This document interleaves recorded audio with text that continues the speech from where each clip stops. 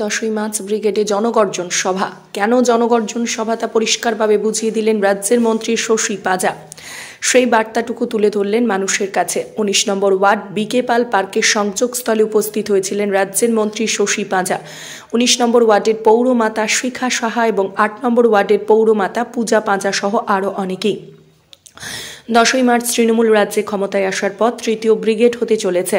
এই সভার নামকরণ করা হয়েছে জনগর্জন সভা। আর এই সভা নিয়ে জোর তৎপরতা শুরু হয়েছে শাসক দল তৃণমূল অন্তরে। 2011 সালে সরকার আসার পর 21শে জুলাই সমাবেশ হয়েছিল ব্রিগেডে। তারপর ব্রিগেডে সভা হয় 2019 সালে। 19শে জানুয়ারি তৃণমূল সূত্রে খবর, এবারে ব্রিগেডের জমায়েতে 100 দিনের কাজে বঞ্চিতদের আনার ব্যাপারে সাংগঠনিকভাবে জোর দেওয়া হচ্ছে। 20 লক্ষের বেশি মানুষ প্রাপক, তাদের সকলকে ব্রিগেডে নিয়ে আসতে চায় তৃণমূল কংগ্রেস। এবং আমরা শুনবো প্রতিটি ওয়ার্ডে ওয়ার্ডে জেলা অনুসারে আমরা উত্তর কলকাতা জেলায় দাঁড়িয়ে এটা 19 নম্বর ওয়ার্ডে এবং জেলা ভিত্তিক ওয়ার্ড ভিত্তিক প্রচার ইতিমধ্যে আরম্ভ হয়েছে। কর্মী সভাও হবে আর তার সঙ্গে পথসভার মাধ্যমে এই গণগর্জনটা কেন বলা হয়েছে সেইটা আজকেও দিদি বলেছেন, যেমন পুরুলিয়াতে, এবং তিনি বলে দিয়েছেন যে 100 দিনের এই যে বঞ্চনা, আমাদের অভিষেক বন্দ্যোপাধ্যায় বলল যেমন যে আর দিল্লি আটকালো না, একবারই দিল্লির টাকাটা বন্ধ করে দিল।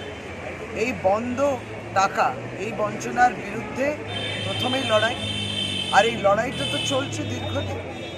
কিন্তু এরই মধ্যে যখন দেখা গেল এরা বন্ধই করে দিয়েছে, তখন আপনি জানেন রাজ্য সরকারের পক্ষ থেকে এইবারে যে আর্থিক যে বাজেট ছিল তার মধ্যে মুখ্যমন্ত্রী ঘোষণাই করেছিলেন যে আমি তাহলে এই যে 24.5 লক্ষ তখন সংখ্যা ছিল, সেটা আরও বেড়েছে, যারা মানরেগাতে কাজ করেছেন বঞ্চিত হয়েছেন তাদের টাকাটা রাজ্য সরকার দেবে। এবং আজকে ইতিমধ্যে গতকাল থেকে সেটা আরম্ভ হয়ে গেছে।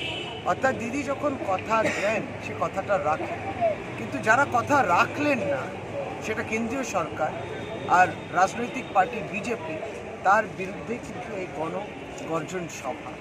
তথাপি তার সঙ্গে আরও সারা ভারতবর্ষে যে সংবিধানের ওপর যেভাবে প্রহার করছে, আক্রমণ করছে এবং বিভিন্ন প্রতিষ্ঠানগুলোকে যেভাবে তার ক্ষমতাগুলোকে অপব্যবহার করা হচ্ছে, আরও বিষয়বস্তু সভাতে বলা হবে। এইগুলো নিয়ে ভারতবর্ষ চিন্তিত এবং মুখ্যমন্ত্রী মমতা বন্দ্যোপাধ্যায় লড়ছে। তাই এই সভাতে এই বক্তব্য এবং আমরা পথসভা ইত্যাদির মাধ্যমেও শহর অঞ্চলে থাকলেও শহর অঞ্চলকে যে জেলাভিত্তিক যে সমস্যা কেন্দ্রীয় সরকারের বঞ্চনার মধ্যে দিয়ে তারা বাড়ি করতে দেবে না, বাড়ির টাকা দেবে না, 100 দিনে যে কাজ করছে সেই টাকাটা দেবে না, এটা যে কত বড় বিষয় শহর অঞ্চল বোঝেন মানুষ। কিন্তু আপনি জানবেন যে বেকারত্ব সমস্যা সারা ভারতবর্ষে যখন এত বেশি, আর এই বেকারত্ব দূর করার গরিব মানুষের জন্য কিন্তু এই 100 দিনের কাজটা তাই জন্যে বেরিয়েছিল সেই ইউপিএ আমলে।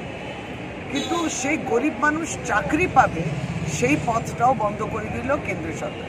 এটাই আমরা সকলকে বলব যে চাকরি তৈরি তো দূরের কথা, চাকরি আপনি বন্ধ করে দিন। কারণ 100 দিনের কাজ কিন্তু অনেকটাই এই কাজটা গ্রামে গঞ্জে কিন্তু একটা চাকরির পথ। গরিব মানুষের চাকরি বন্ধ করে দিলেন আর বড় বড় লোকেদের যে ধার দেনাগুলো ছিল সেটা মকুব করে দিলেন। গরিব মানুষের ধার দেনা মকুব হয় না, তাই কৃষক আত্মহত্যা করে। আর বড় লোকেরা যারা রয়েছে তাদের যেটাকে বলে নন পারফর্মিং অ্যাসেটস, সেইগুলো 14.5 লক্ষ কোটি টাকা এই কেন্দ্র সরকার মাফ করে দিল, মকুব করে দিল। কতটা অসামঞ্জস্য বিষয়টা রয়েছে। এইগুলোর বিরুদ্ধে গর্জন তো হতেই হবে। ঠিক আছে।